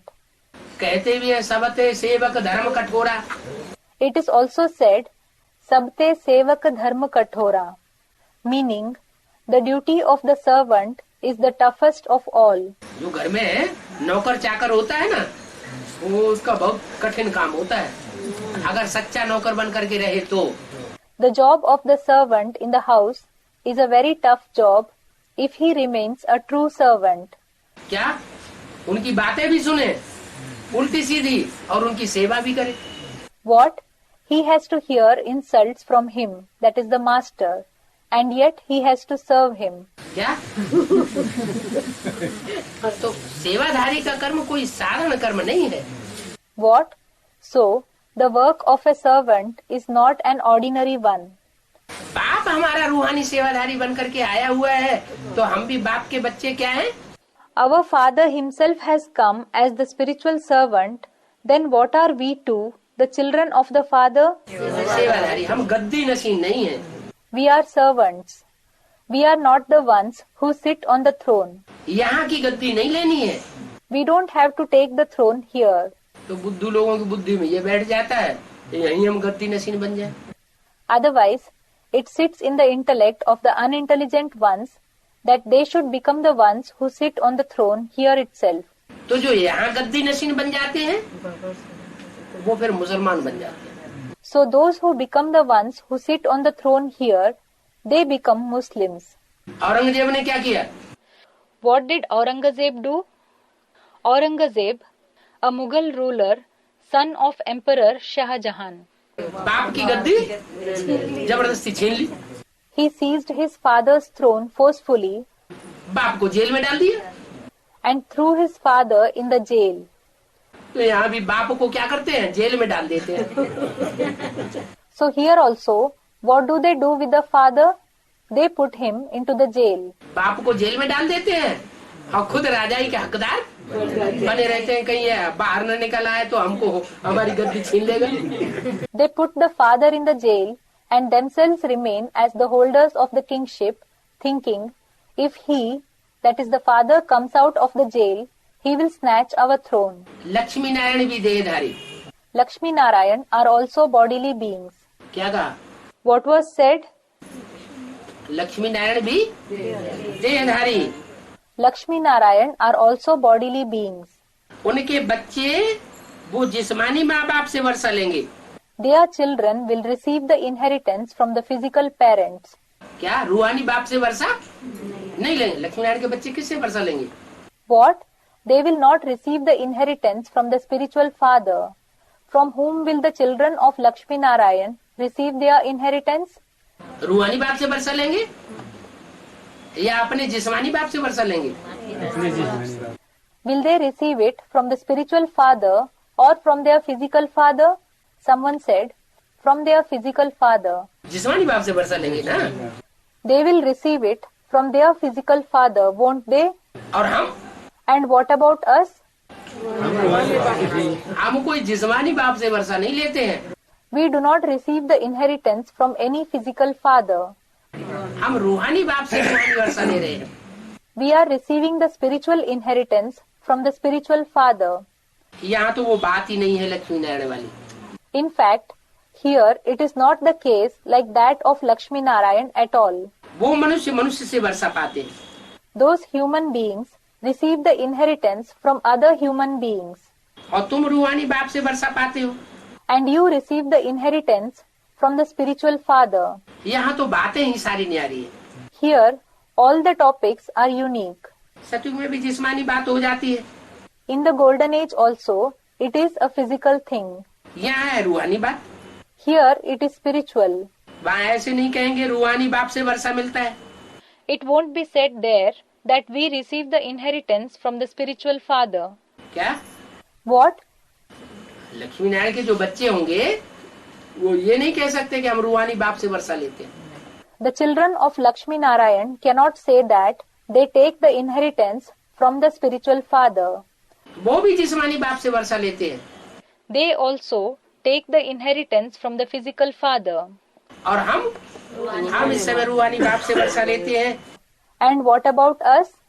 We take the inheritance from the spiritual father now. ये एक ही समय है जब रूहानी बाप से वर्षा मिलता है। This is the only time when we receive the inheritance from the spiritual father. और सतयुग में, त्रेता में, द्वापर में, कलयुग में कोई भी समय नहीं होगा जब रूहानी बाप से वर्षा मिलता हो। There will be no other time, that is in the golden age, the silver age, the copper age or the iron age, when we receive the inheritance from the spiritual father. 11/10/66 की वाणी का दूसरा page. Second page of the Vani dated 11/10/66. कोई समय ऐसा होता ही नहीं सिवाय संगम युग के जब आत्माओं को बाप से वर्षा मिलता हो। There is no other time except the confluence age when the souls receive the inheritance from the father. देह अभिमान को तोड़ना है। We have to break off body consciousness. वो वर्षा पाने के लिए क्या करना है? What do we have to do to obtain that inheritance? ये देह अभिमान को तोड़ना है। हम आत्मा हैं और बाप को याद करना है। We have to break off this body consciousness. We have to consider that we are a soul and remember the father. यही भारत का प्राचीन राजयोग गाया हुआ है। This ancient Raja Yoga of Bharat itself is famous. याद अक्षर हिंदी का है। Yad is a Hindi word. क्या? याद करो। What? Yad meaning remembrance. Remember. है? याद करने के लिए ओरिजिनल याद होनी चाहिए या आर्टिफिशियल याद होनी चाहिए? In order to remember, should the remembrance be original or should the remembrance be artificial? Everyone said original. Original याद होनी चाहिए। The remembrance should be original. Original याद कैसी होती है? What is original remembrance? हाथ पांव बांध करके बैठ जाए वो ओरिजिनल याद होती है। If we fold our hands and legs and sit to remember, is it original remembrance? नहीं, वो तो हठ योगियों की याद होगी। No, it is the remembrance of the Hatha yogis, meaning those who perform rigorous physical exercises. उसको तो योग कहते हैं वो लोग। They call it yoga. है, योग सिखाते हैं। They teach yoga. हमारी तो ओरिजिनल याद है, जैसे माँ अपने बच्चे को याद करती है। Ours is the original remembrance, just as a mother remembers her child. बच्चे को याद करती है तो हाथ पांव बांध करके बैठ जाती है क्या? नहीं। Does she fold her hands and legs and sit when she remembers the child? No. Someone said, she remembers while walking and moving around. हाँ, बच्चा बाहर खेलने गया, माँ को ध्यान रहता है हमारे बच्चे को कहीं चोट न लग जाए। Yes, when the child goes outdoors to play, the mother has this thought in the mind, my child should not be hurt. याद आता है ना? She remembers him, doesn't she? तो वो ओरिजिनल याद है। So, that is original remembrance. यहाँ क्या करते हैं? ढोल मजीरा मृदंग बजाते हैं भक्ति मार्ग में। What do they do here? They play drums and cymbals in the path of bhakti, और यहाँ सेंटरों में रिकॉर्ड बजाया जाता है। and here in the centers, the records, that is songs, are played. Record बजेगा तो याद आएगी, रिकॉर्ड नहीं बजेगा तो याद नहीं आएगी। If the record is played, they will remember the father, and if the record is not played, they will not remember. तो बाप क्या कहते हैं? So, what does the father say? ये सब आर्टिफिशियल याद है, वो याद नहीं है, उसको योग कह सकते हैं। All this artificial remembrance is not remembrance in a true sense. It can be called yoga. बाप तो तुम्हें याद सिखाते हैं। The father teaches you to remember. चलते फिरते उठते बैठते कहीं भी बाप को याद कर सकते हो। While walking, moving about, standing and sitting, you can remember the father anywhere. बाप को याद करने के लिए न टेप रिकॉर्डर की जरूरत है, न झांझ मृदंग मजीरा बजाने की जरूरत है, न लाल लाइट की जरूरत है। In order to remember the father, there is neither the need to play a tape recorder nor to play drums and cymbals, and there is no need of red light either. कुछ भी जरूरत नहीं है। There is no need of anything at all. जिनका प्यार होगा उनको automatic याद आएगा। Those who have love for the father will automatically remember him. और प्यार कब होगा? बिंदी से। And when will they have love? Will they have love for the point? Someone said, no Baba, with the corporeal one. बिंदी से प्यार हो ही नहीं सकता। Love cannot be established with the point at all. बिंदी बिंदी को प्यार करे ये होता ही नहीं। That one point loves another point, this doesn't happen at all. प्यार कर्मेंद्रियों से होता है या बिना कर्मेंद्रियों के प्यार होता है? Is love experienced through the karmendriya or without karmendriya? Someone said, through the karmendriya. अरे माँ बच्चे को याद करती है, प्यार करती है, तो कर्मेंद्रियों का कुछ उपयोग होता है ना? अरे, the mother remembers her child, loves her child, then the karmendriya are used to some extent, aren't they? चलो दृष्टि ही सही। All right, let it be only the drishti, vision, or the act of looking at someone.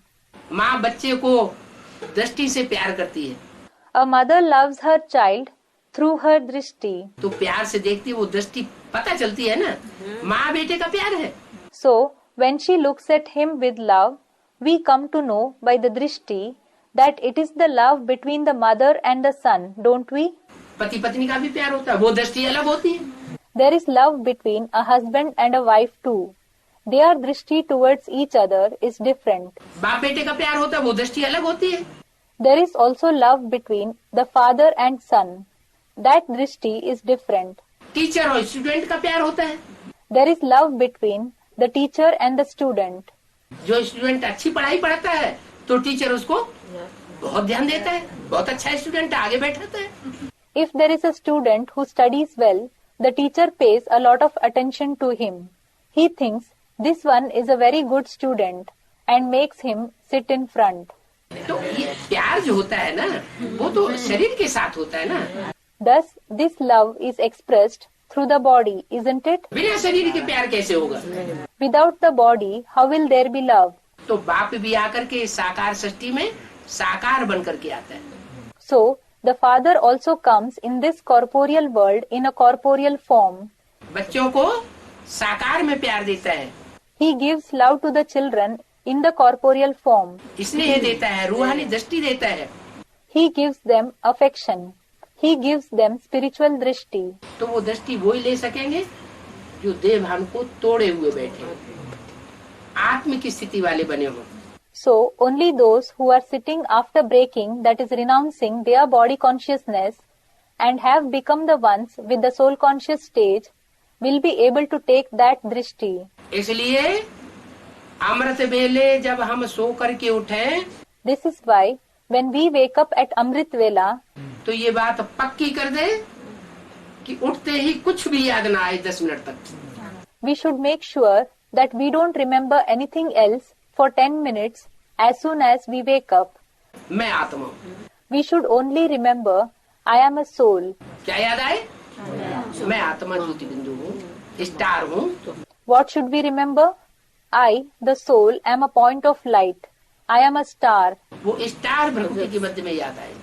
We should remember that star in the Brikuti, meaning place between the two eyebrows.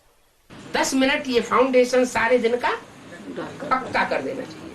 By remembering this for 10 minutes, we should make this foundation firm for the whole day. उसके बाद फिर कोई दूसरा काम करे। Then we should engage in any other activity only after that. मुंह आदि भी धोने के लिए न उठे। We should not even get up to wash our face and hands. क्या करें? उठते ही उठते मैं आत्मा star. What should we do as soon as we wake up? We should remember, I, the soul, am a star. जब आत्मिक स्थिति का फाउंडेशन पक्का होगा तो आत्मा का बाप परमात्मा भी याद आएगा। When the foundation of the soul conscious stage becomes firm, then the father of the soul, the supreme soul, also will be remembered. यही भारत का प्राचीन योग गाया हुआ है। This is the ancient yoga of Bharat that is famous. तो अब तुमको ये नॉलेज कौन देते हैं? So, who gives you this knowledge now? कोई मनुष्य नहीं देते हैं। It is not any human being who gives you this knowledge. ये बुद्धि में सदैव रहना चाहिए। हम कोई मनुष्य से ज्ञान नहीं सुनते हैं। It should always remain in your intellect. We do not listen to the knowledge from any human being. क्या? हम रूहानी बाप से ये ज्ञान सुनते हैं। What? We listen to this knowledge from the spiritual father. और वो सब देहधारी गुरुओं से सुनते हैं। And what about all of them? They listen to the bodily gurus. किसे किससे सुनते हैं? Whom do they listen to? कोई दीदी दादी से सुनते हैं, कोई दादाओं से सुनते हैं। Some listen to the didis and dadis. Some listen to dadas. और हम सूर्यवंशी बाप के बच्चे ज्ञान सूर्य से डायरेक्ट सुनते हैं। And what about us? We, the children of the Suryavanshi father, listen to the son of knowledge directly.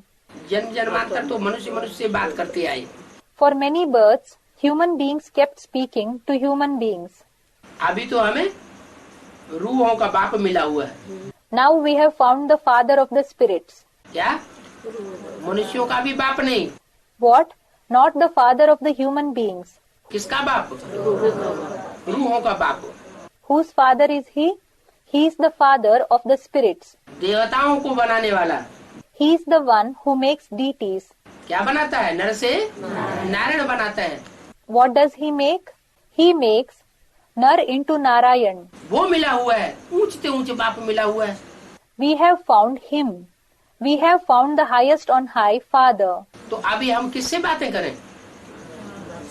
So, whom should we talk to now? Students, to the father. बात करते हैं तो शंका रंग लगता है कि नहीं? When we talk to someone, are we colored by the company or not? Someone said, we are. है? बात करते हैं तो शंका रंग जरूर लगता है। When we talk to someone, we are certainly colored by the company. आँख से देखते हैं तो शंका रंग जरूर लगता है। When we see someone or something through the eyes, we are certainly colored by the company. तो देखें तो किसको देखें? बाप को देखें। So, if we see, whom should we see? We should see the Father.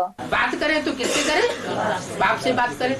If we talk, whom should we talk to? We should talk to the Father. कर्म इंद्रियों से कुछ लेन देन करें तो किससे करें?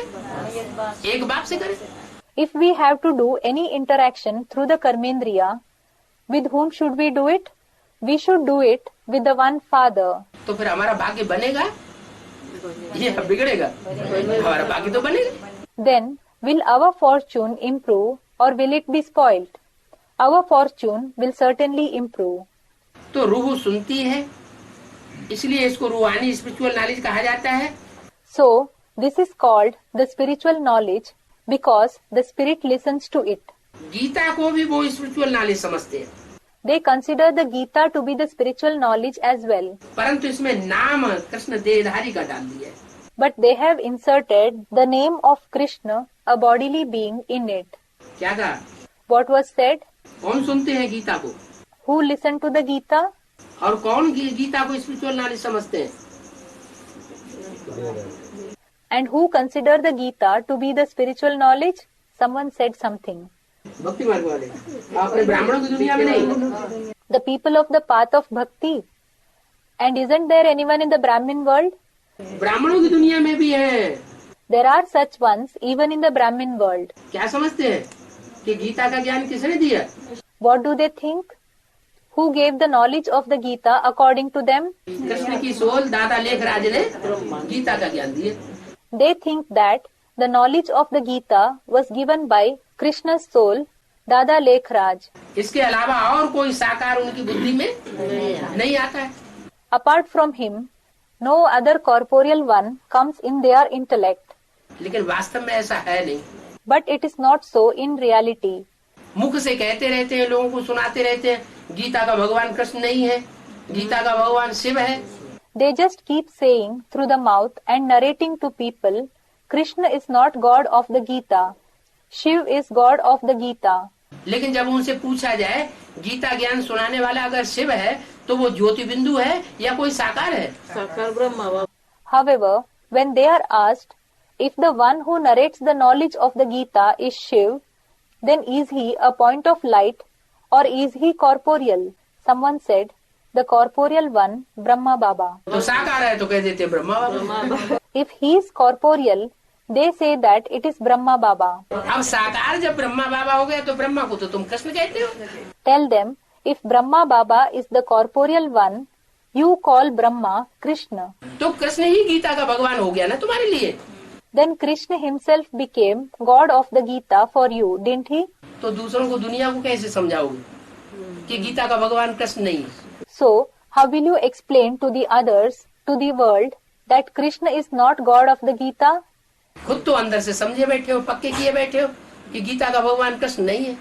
As for you, you have understood from within, you have made it firm that Krishna is not God of the Gita. कौन है गीता का भगवान? Who is he? Students, Shiv Baba. God of the Gita, someone said, is the incorporeal Shiv Baba. खुद बुद्धि में बैठा हुआ है क्या? It has sat in their own intellect. What? कि गीता का भगवान कृष्ण है, दादा लेखराज है। That Krishna, Dada Lekhraj, is God of the Gita. तो दूसरों को समझाने की बात पैदा नहीं होती। Then the question of explaining it to others doesn't arise. पहले खुद बुद्धि में समझे कि गीता का भगवान निराकार शिव कैसे है। First, they themselves should understand through their intellect how the incorporeal Shiv is God of the Gita. क्या? स्टेज वाले हैं। What? Someone said, he is the one with the incorporeal stage. हाँ, ब्रह्मा का एक भी चित्र ऐसा नहीं है जो धर्म पिताओं की तरह निराकारी स्टेज वाला हो। Yes, there is no picture of Brahma which shows the incorporeal stage like the religious fathers. Christ के चित्र को देखो, महात्मा बुद्ध के चित्र को देखो, गुरु नानक के चित्र को देखो, चित्र क्या कहता है? Look at the picture of Christ. Look at the picture of Mahatma Buddha. Look at the picture of Guru Nanak. What does the picture say? चेहरा क्या कहता है? What does the face say? निराकारी स्टेज में है, आत्मिक stage में है या देवान की स्टेज में? Are they in the incorporeal stage, in the soul conscious stage, or in the body conscious stage? निराकारी स्टेज में। They are in the incorporeal stage. तो जो निराकारी स्टेज वाला है वो निराकारी बाप हमको पढ़ाने वाला है। So, that incorporeal father with the incorporeal stage is our teacher. नहीं तो गीता का ज्ञान बिना मुख के कैसे सुनाएगा? Or else, how will he narrate the knowledge of the Gita without a mouth? Gita का ज्ञान सुनाने के लिए क्या चाहिए? What is required to narrate the knowledge of the Gita? मुख चाहिए ना। A mouth is required, isn't it? कहते हाँ ब्रह्मा का मुख लिया। They say, yes, he adopted the mouth of Brahma. अरे जिसको तुम ब्रह्मा कहते हो, जिसका मुख लिया, वो ब्रह्मा तो कृष्ण की सोल है। Array, the one whom you call Brahma, the one whose mouth he adopted, is the soul of Krishna. उसको अगर गीता का ज्ञान देने वाला कहेंगे तब तो जो दुनिया में बात है वही तुम्हारी बुद्धि में है। If you call him to be the giver of the knowledge of the Gita, then the topic which prevails in the world, the same thing is in your intellect too. Gita का भगवान कृष्ण जब तक साबित हो रहा है तब तक हमारी जीत नहीं हो सकती। As long as Krishna is being proved to be God of the Gita, we cannot become victorious. हमें ये साबित करना है कि गीता का भगवान निराकार शिव शंकर भोलेनाथ है। We have to prove that the incorporeal Shiv Shankar Bholenath, the Lord of the innocent ones, is God of the Gita. उसके अलावा और कोई भी मनुष्य मात्र हमको गीता का ज्ञान मुख से सुना ही नहीं सकता। Apart from him, no human being can narrate to us the knowledge of the Gita through the mouth at all. वो गीता ज्ञान सुनाने के लिए मुख चाहिए। The mouth is required to narrate that knowledge of the Gita. चाहे teacher के रूप में सुनाए, चाहे बाप के रूप में सुनाए, चाहे सदगुरु के रूप में सुनाए, लेकिन मुख जरूर चाहिए। Whether he narrates it in the form of the teacher, in the form of the father, or in the form of the Sadguru, but he certainly requires a mouth. Gita को ज्ञान अमृत कहा जाता है। The Gita is said to be the Gyan Amrit, the nectar of knowledge. क्या कहा जाता है? गीता ज्ञान अमृत। What is it called? Gita Gyanamrit, the nectar of the knowledge of the Gita. तो मुरली में तो बोला है अभी गीता ज्ञान अमृत नहीं कहेंगे। So, it has been said in the Murli, it will not be called Gita Gyanamrit now. माने जो कुछ सुनाया गया वो वेदवाणी सुनाई गई ब्रह्मा के मुख से। It means whatever was narrated, it was the Vedvani that was narrated through the mouth of Brahma. जो शास्त्रों में लिखा हुआ है कि ब्रह्मा के मुख से वेद निकले, It is written in the scriptures that the Vedas came out from the mouth of Brahma.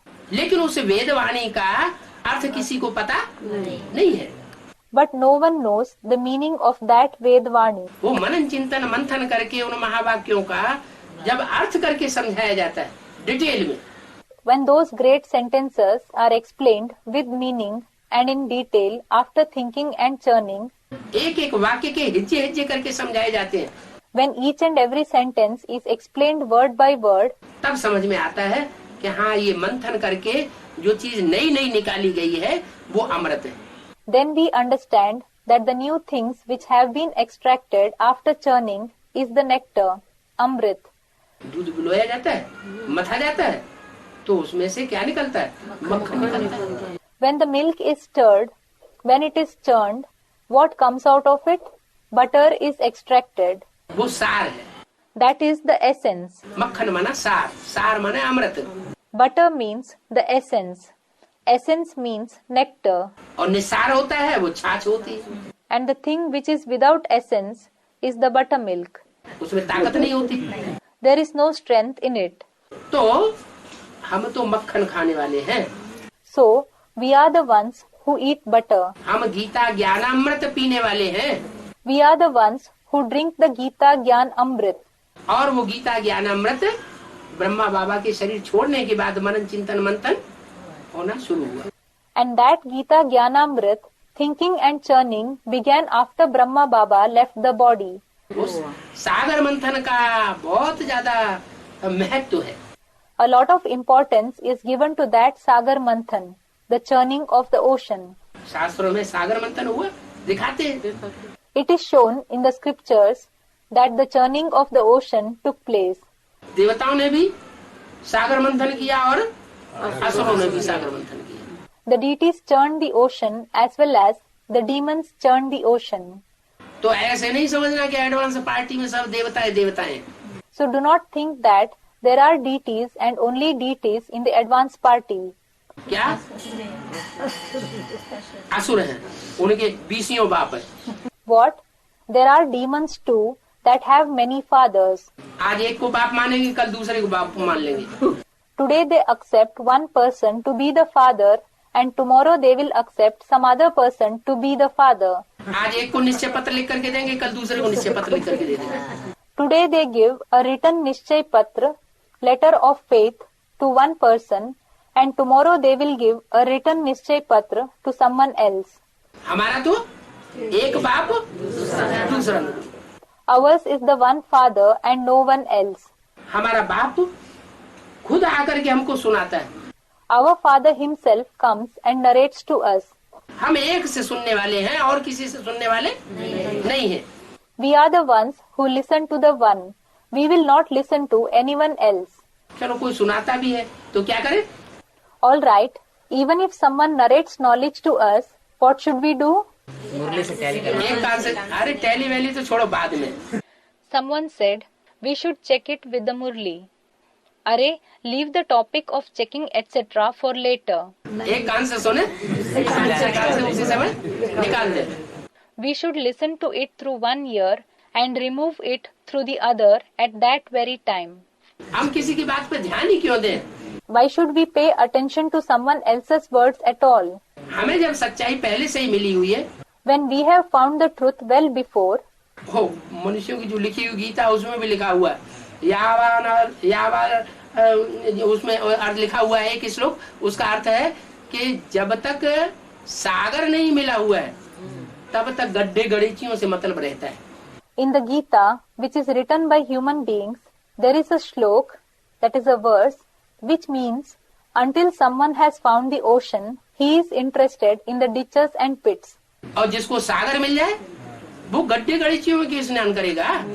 And the one who finds the ocean, why will he bathe in the ditches and pits? तो सागर मिल गया हमको, So, we have found the ocean. सागर मिल गया, उसमें समा जाओ। You have found the ocean. Immerse yourself in him. वो प्यार का सागर है, ज्ञान का सागर है सुख का सागर है। He is the ocean of love, the ocean of knowledge, the ocean of happiness. हर प्रकार से वो हमें सागर मिला हुआ है, तो हम छोटे छोटे गड्ढे गड़ीचियों की बातें क्यों सुने? We have found that ocean in every way. Then why should we listen to the words of the small ditches and pits? पहले ये निश्चय बुद्धि करना है, बाप कौन? First, we should make this faith firm in the intellect about who the Father is.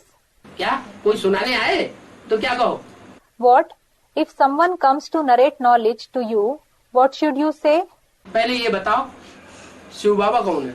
Tell him, first tell me who is Shiv Baba. तो उसे ठिठक जाएगा पहले। Then he will be taken aback. पहले ये साबित करो शिव बाबा कौन? Tell him, first prove me who Shiv Baba is. वो ठिठक जाएगा। He will be taken aback. जब ठिठक जाएगा तो कहो भाई हमको तो एक शिव बाबा से सुनना है। When he is taken aback, tell him, brother, we have to listen to the one Shiv Baba. और किसी से सुनना सुनना ही नहीं। हैं? We do not have to listen to anyone else at all. Someone said, he will run away. हैं? क्योंकि अभी जैसे जैसे कलयुग गहराता जाता है वैसे वैसे संग दोष और अन्न दोष बढ़ता जा रहा है। Yes, because the more the iron age deepens now, the more the influence of bad company, sang dosh, and the influence of bad food, anna dosh, is increasing. ये संग दोष और अन्न दोष से ही दुनिया नीचे गिरी है। The world has fallen down due to the influence of bad company and bad food itself. और अभी भी हम कोई से बातें करते रहे झूठे व्यक्ति से तो बातों का असर हमारे ऊपर हो जाएगा। And even now, if we continue to talk to a false person, those words will influence us. भारतवासियों ने काहे से दुर्गति पाई?